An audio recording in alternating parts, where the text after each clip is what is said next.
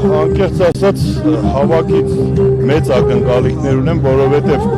մենք տեսնում ենք, որ ինչքան որ պայքարի ոգին մարում է, ինչքան որ այդ դիմակայությունը չկա, այնքան իշխանությունների ախորժակը ավելի է մեծանում, այնքան սանձարձակությունը ավելի նոր բնագծեր է նվաճում եւ կարծում եմ, որ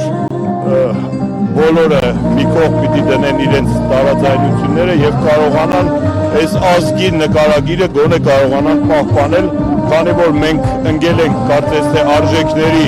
ձևախեղման հետևից եւ արդեն որևէ կարգի հոգեվոր, բարոյական, մարդկային որևէ արժեք մեզ համար արդեն էտալոնային չի դառնում, իսկ դա նշանակում է, որ մենք հերթական անգամ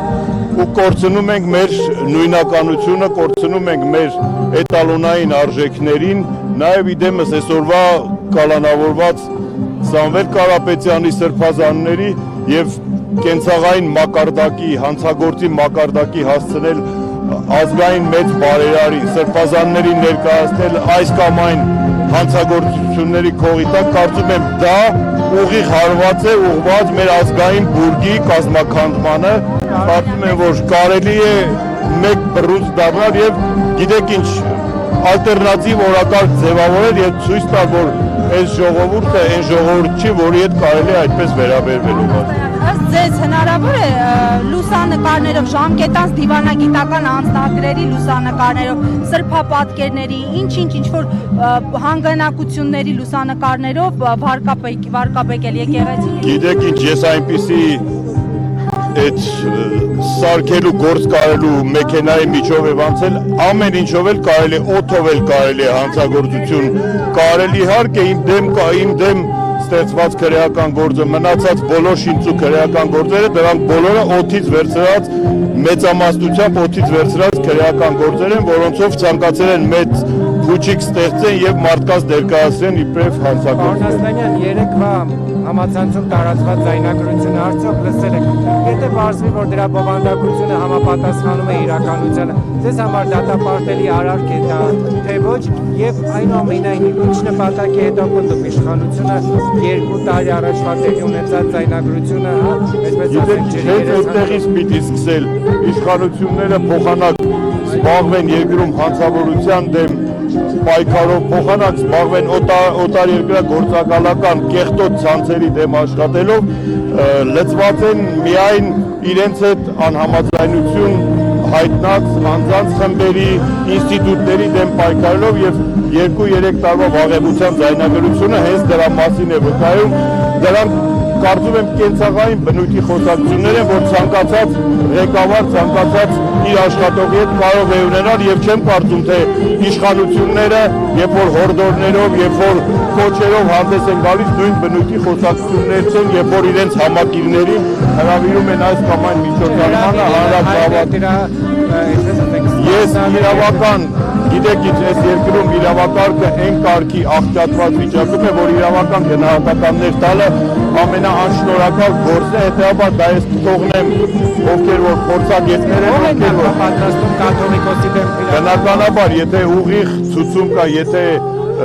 իշխանական լրատվամիջոցներով արդեն այդ թեման շարունակում է, հետեւաբար սլակները ուղղված են դեպի վեհապար հայրապետ։ Արնաստանյան, երկրի շուրջ ծառացած խնդիրներից զատ կա նաև փոքր համայնքային խնդիրներին անդրադառնանք, կոնկրետ Վանաձորը այս պահին անգլուխ է ու շատ վատ վիճակում։ Եթե մենք Փելեշյանի Facebook-յան էջի գրառումները տեսնենք եւ գրառման մեկնաբանությունները, մարդիկ ասում են, որ չեն կարողանում ապրել ու շատերը ձեզ են սպասում։ Եթե ավականուն իսկ լինի, դուք կարողանալու եք ապահովել այն քվեները, ասած ես այդ գրառումները չեմ նայել սրան նրա էջերի,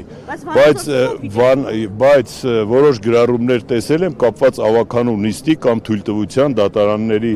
ինչ-որ որոշումների չեղարկման հետ, ես անկեղծ ասած այն կարգի անօրինականությունների եմ հանդիպել, որ իմ լավատեսությունը մյուսներից տարբերվում է նրանով, որ ես չեմ հավատում, որ իշխանությունը, որ 4 տարի ամեն գնով չի թողել Վանաձորն ունենա համայնքի ղեկավար,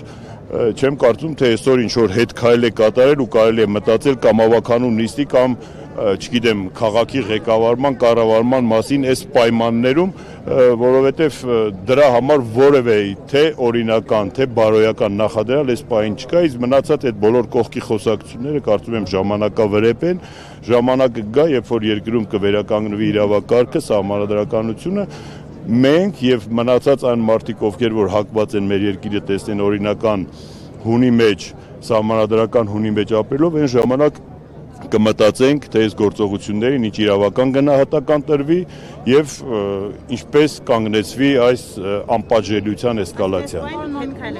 Հետ քայլի բան չկա, որևէ հավաքանու ուրիշ չկա, որ ես քայլ անեմ կամ հետ քայլ։ Եթեներով քաղաքականության մեջ չի կարելի խոսալ, հենց լինի որոշումս ես ոչ մի անգամ թաքնված չեմ, որևէ միտեղ կորած չեմ, հավաքանու նիստի մասին էլ այսօրվա առօրեական խոսակցություններ չկան, դրանք ընդամենը ինչ-որ ուռճացրած և բամբասանքի մակարդակի։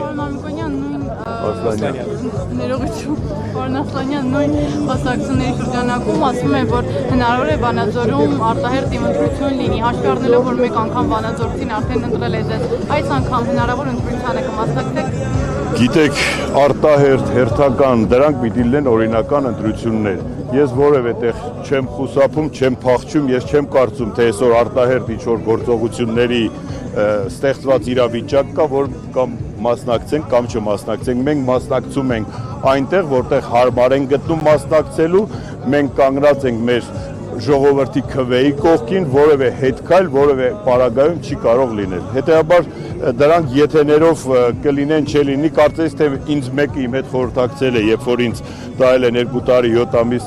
կալանքի մեջ պահել, հիմա էլ խորհրդակցեն արտահերթ անեն, թե արտահերթ չանեն։ Դա մեր հարմարավետության ընդամենը երևակայությունն է, երբ որ կլինի որևէ պրոցես, որևէ գործողություն, ես իմ հրապարակային կարծիքը կասեմ։